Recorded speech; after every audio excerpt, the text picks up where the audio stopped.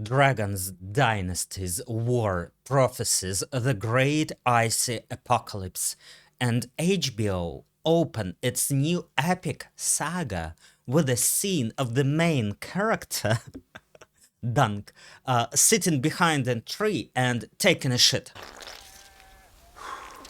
Yes, that's how this journey begins. Fans expected the grandeur of the House of the Dragon. They got poop. The internet exploded. Reddit was furious. Why was this necessary?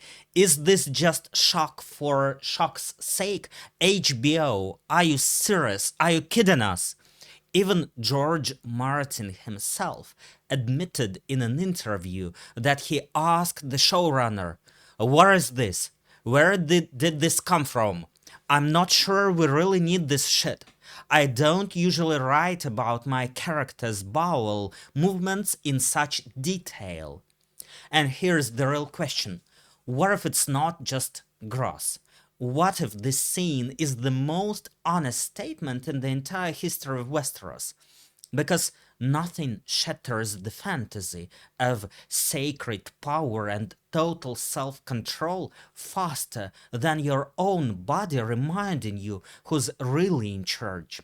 Can you imagine, for instance, Daenerys or Jon Snow pooping in the Game of Thrones? Yes, we have Tywin, but that's it. Enjoying the breakdown so far? Smash that subscribe button. I've got more deep analysis coming that you'll probably want to see. And let's start with something simple. When a small child first learns to use the potty, that's actually their first experience of power. And we here in Game of Thrones universe talk about power a lot. The first moment children realize, toddlers realize, I can hold it in or I can let it out. It's a drastic change. Freud, by the way, described exactly this, the anal stage. Anal stage. Sounds funny, but essentially it's the first battle for self-control. Now look at the knighthood. What is a knight? It's a person locked inside metal. Literally, he cannot relax for a single second. The code of honor demands perfection, rigidity, discipline. Armor isn't just protection, it's a kind of psychological corset. Keep everything inside. Never show weakness.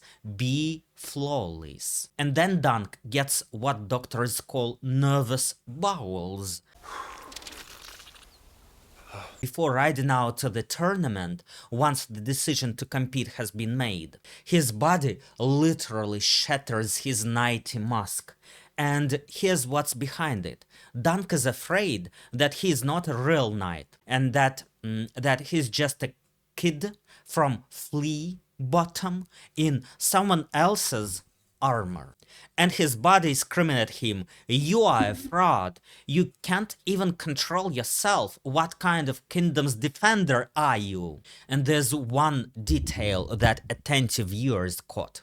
Dunk tells a story about a witness at his knighting ceremony, a bird. Supposedly, it watched as Sir Arlan gave him his knighthood.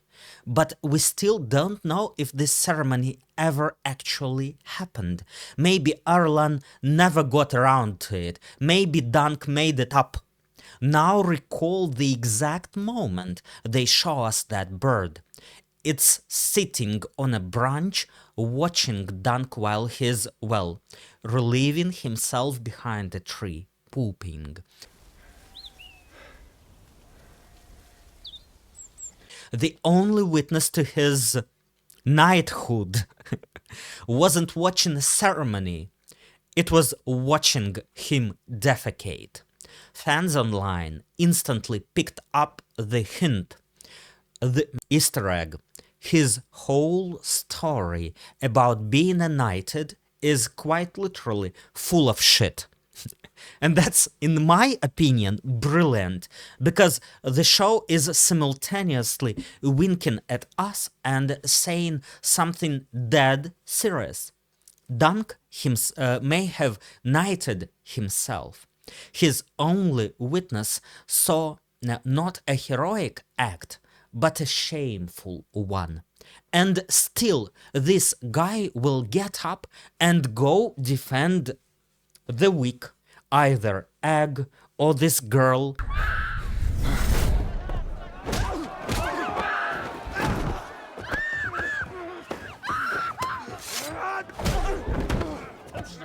He is gonna defend the weak. That's the real conflict, not between the truth and lies, but between who you were named and who you chose to be. It's very heroic, it's very philosophic, I would say it's very democratic. But there is another layer here, a deeper one. There was a woman named Melanie Klein. Some call her, in contrast to Freud, the mother of psychoanalysis. Melanie Klein studied the earliest psyche, the infant mind, like first year of one's life. And she noticed something interesting, first year or pre-Oedipal stages before 3 years, like first, second, third year. For a very small child, the process of defecation that Klein noticed isn't just dirt. It's the first act of separating something from yourself, the first time you release something from inside you into the world. It is, if you will, a first act of creation, creative ability. Disgust only comes later. It is imposed from outside. Children don't have that feeling. Actually, kids are perfectly happy with playing with their own poop, for instance. Now remember what's happening with Dunk. He is just buried the only person who ever cared for him, Sir Arlen. He is alone. He has no name, no right to his armor. He is empty. And this scene at the beginning, it's a birth. Symbolically, it's a birth. Not a beautiful one, not a golden one, not a heroic one, a messy one. To become Sir Duncan the Tall, he first needs to expel his past from within. The filth of flea bottom, the fears, the old life of a boy running errands. He leaves it in a ditch and goes to put on the armor. A hero isn't born from radiance. He is born the way all living things are, through a dirty, painful, but necessary process of separating from his former self. And it's indeed important. If you think I'm stretching the theory, look at the other scenes in the show. It's literally saturated with the body and excrements, feces. Scene 1, the funeral, the moment that should be serious. What does Dunk say? He says, fuck. Well, he doesn't know, he's a simple guy, he doesn't know any prayers, he doesn't know the right words. All he knows is profanity and real grief. And the pomp died with Arlen. All the pomp died with Arlen, actually. Scene 2, the show describes the Ashford chair. We hang you naked by your hands and your feet, lower you down, asshole first, onto a sharpened point, and fuck you dry. Call it the Ashford chair. An execution where, of course it's a joke, but still, any joke incorporates some truth. An execution, this Ashford chair, where a person is impaled on a stake in the most humiliating way possible, I would say, imaginable. Why is this in the script in general? Because in this world, the most terrifying thing, I would say, is to be exposed, literally, physically, When we defecate, we do it alone. Why? To lose our dignity through penetration of your most hidden part. That's not just an execution, it's the annihilation of personhood.